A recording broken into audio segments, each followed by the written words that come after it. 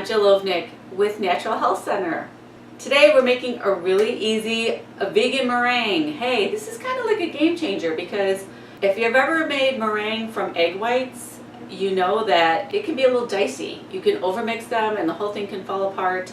With the simple use of our garbanzo bean brine or the juice from the can of the garbanzo beans, you can make this easy meringue. You need a good mixer. All you do is, I got my little drainer here. Use organic beans because you're going to be drinking the juice, or if you can get the organic beans in the box, that would probably be a little bit better even. Alright, so I've got my liquid in there. You can use, gosh, your garbanzo beans, a million uses for that. Check out the oven snack chickpeas, whatever I'm calling those, that I made today. Those are so good. So you just like put some seasonings in, throw them in the oven. Crunchy, yummy garbanzo beans to snack on. Anyway, we're just gonna let this go. I mean, we're gonna put it on, and about 5 minutes later, you're gonna be amazed. I mean, what we have now is yellow liquid, and oh, look, watch. Alright,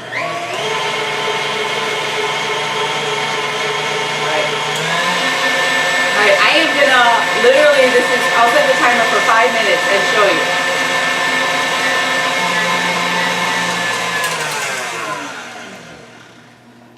Okay, check it out.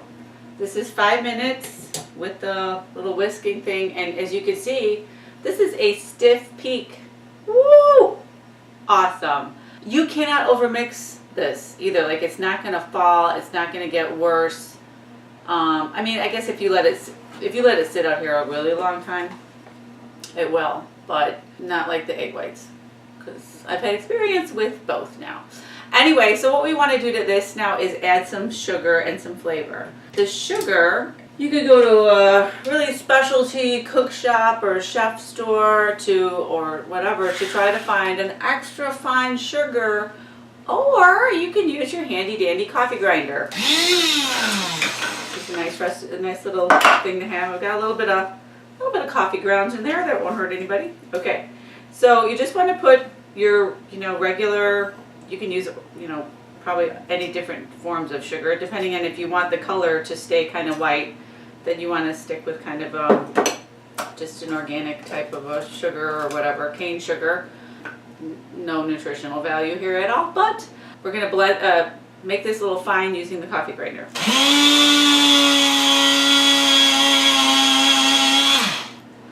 Okay, back to incorporating it. Well, let me get another bowl.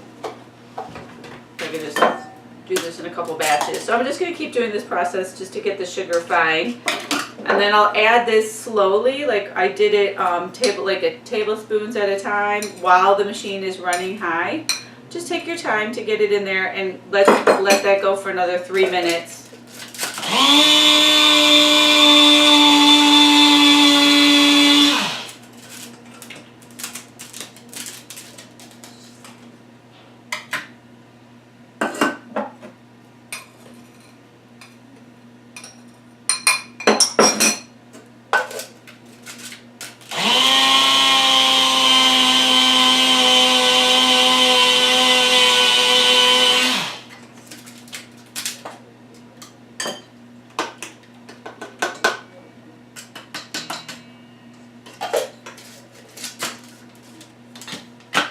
You know what, this is like pretty much the consistency of powdered sugar. It's not, maybe not quite that powdered, but wow, in a pinch, you probably could make your own powdered sugar there if I let it run longer. I think it's a deal. All right, so when you get this going, just add this in.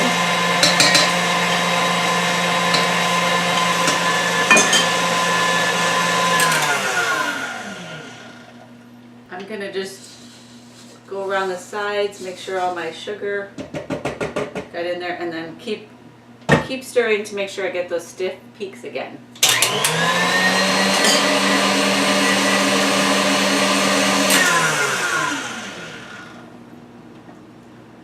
Okay, we have, I added a little, half of a teaspoon, again with the stiff peaks. Oh, so cool. There's a little bit of a sheen about it too. I did a half of a teaspoon of almond extract and a half of a teaspoon of vanilla. And At this point, this is a lovely, like, marshmallow fluff type of a situation here is what we got going. It is really yummy.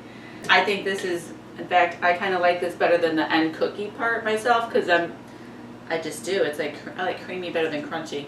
You know, some people are crunchy, some people are creamy. Look at it.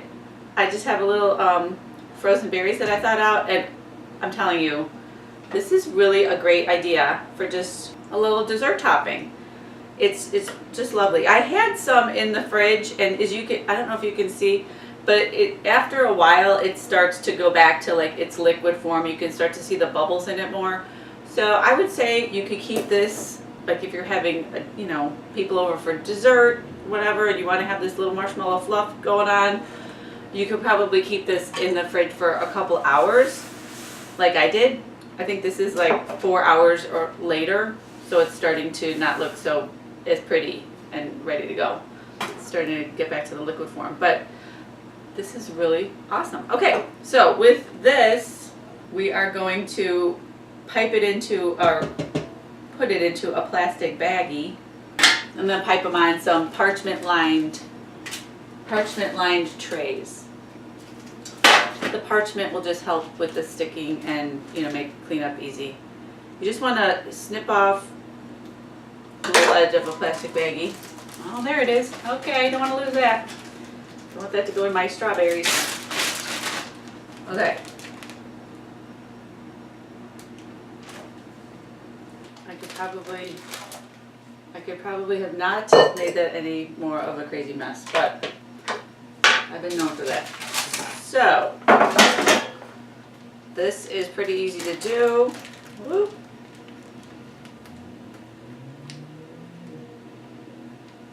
It makes more than you think too, a lot of cookies.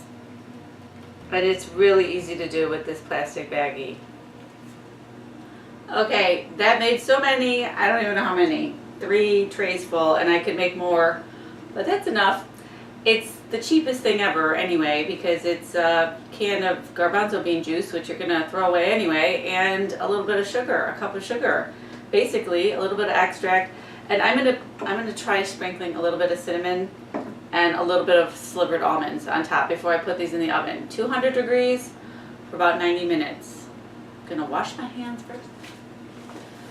Okay, these are our lovely meringue cookies. After you pull them out of the oven, wait a few minutes before you take them off of the parchment. It just, like, immediately they might stick, but in just a couple minutes they easily come off, like with a fork or whatever. It's totally simple.